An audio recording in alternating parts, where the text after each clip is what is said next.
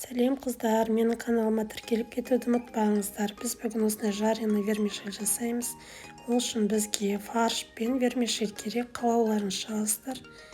Өстіп табанымызды қатты қыздырып алып, құрғақ бетінде вермишелімізді қызарғанша қуырып араластырып тұрып қуырып аламыз.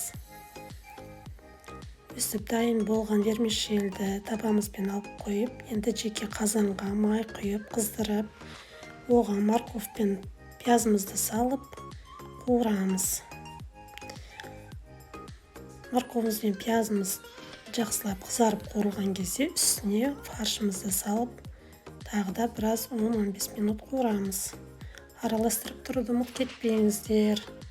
Тұз және басқа да дәмдеуіштерімізді салып, өз қалауымызша қуыруға болады.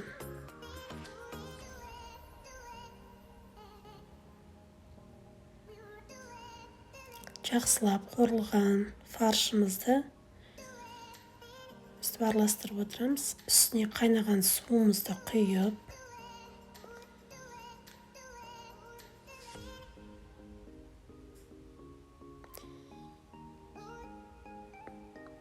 отыз 40 минутқа қайнауға қоямыз.